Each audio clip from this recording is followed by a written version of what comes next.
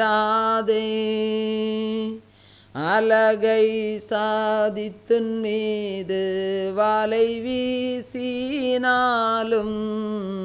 அஞ்சாதே இயேசு பரன் தஞ்சம் விடாதே.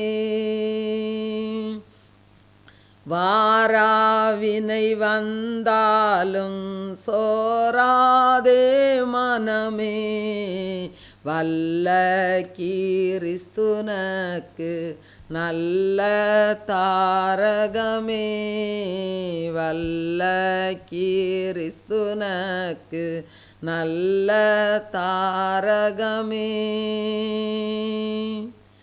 உலகம் எதிர்த்துனக்கு மலைவு செய்தாலும் உறுதி விட்டயராதே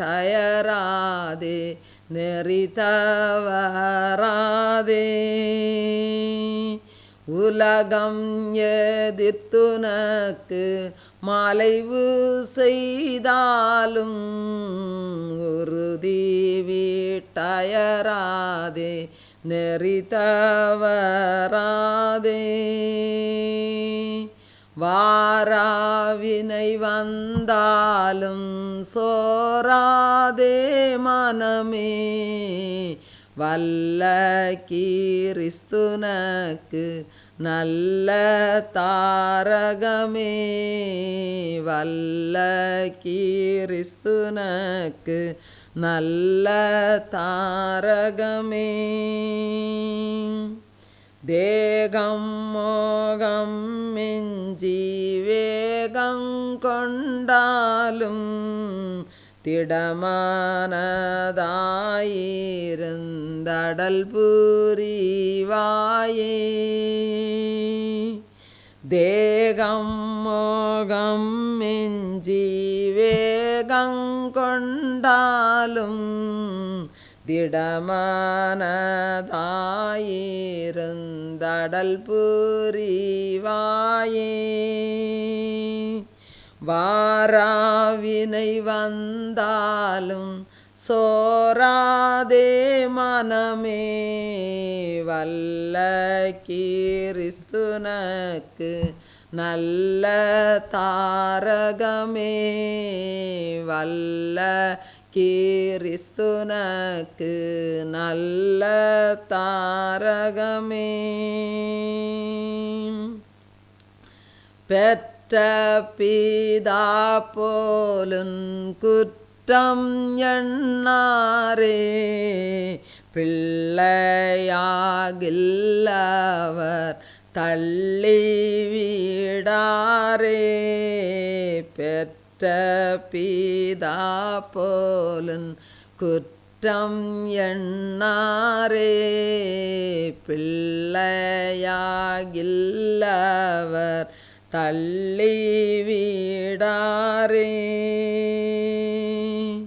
வாராவினை வந்தாலும் சோராதே மனமே, வல்ல கிறிஸ்துனக்கு நல்ல தாரகமே, வல்ல கிறிஸ்துனக்கு நல்ல தாரகமே. தன்னுயிர் ஈந்திட்ட உன் இயேசுநாதர் தள்ளுவாரோ அன்பு கொள்ளவர் மீதே. தன்னுயிர் ஈந்திட்ட உன் இயேசுநாதர் தள்ளுவாரோ அன்பு கொள்ளவர் மீதே.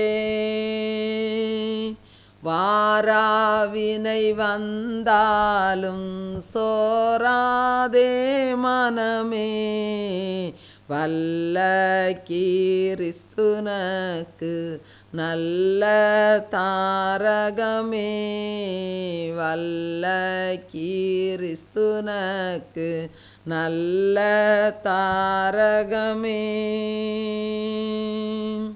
மரணம் உருகின்ற தருணம் வந்தாலும் அருள வீழாதே நல் அருளை வீடாதே. மரணம் உருகின்ற தருணம் வந்தாலும் மருள வீழாதே நல் அருளை வீடாதே. வாராவினை வந்தாலும் சோராதே மனமே வல்ல கிறிஸ்துனக்கு நல்ல தாரகமே. வல்ல கிறிஸ்துனக்கு நல்ல தாரகமே. அல்லேலூயா அல்லேலூயா அல்லேலூயா. ஆதியாகமம் 12வது அதிகாரம் 3வது வசனத்தை நம்ம வாசிக்கலாம். ஆதியாகமம் 12வது அதிகாரம் 3வது வசனம். உன்னை ஆசீர்வதிக்கிறவர்களை ஆசீர்வதிப்பேன், உன்னை சபிக்கிறவனை சபிப்பேன், பூமியிலுள்ள வம்சங்களெல்லாம் உனக்குள் ஆசீர்வதிக்கப்படும் என்றார். அன்பானவர்களே, ஒரு விவசாயிக்கு மிகப்பெரிய ஒரு வயல் நிலம் இருந்தது. அப்பொழுது அந்த வருடம் அவருக்கு நன்றாக பருவமழை பெய்ததால் நல்ல அறுவடை கிடைத்தது. அவர் அந்த வயலுக்கு வரும் தண்ணீரையும் அடுத்த வயலுக்கும் அவர் பாய்ச்சியதால் பக்கத்து அவருக்கு வருகிற அந்த தண்ணீர் அடுத்த வயலுக்கும் அது பாய்ந்தோடும். அதனால் பக்கத்து வயலுக்கும் நல்ல தண்ணீர் கிடைத்ததுனால பக்கத்து வயலுக்கும் நல்ல அறுவடை கிடைத்தது. ஆனால் இதை பார்த்து பொறாமை கொண்ட அந்த மனிதன் இனிமேல் பக்கத்து வயலுக்கு தண்ணீரே பாய விடக்கூடாது என்று சொல்லி அந்த வயலுக்கு தண்ணீர் போகிற அந்த தண்ணீர் பாய்கிற இடத்தை அவர் அடைத்து வைத்து விட்டார். இவருடைய வயலுக்கு மாத்திரமே அந்த வருடமும் பருவமழை பெய்தது. இவருடைய வயலுக்கு மாத்திரம் தண்ணீர் கிடைத்தது.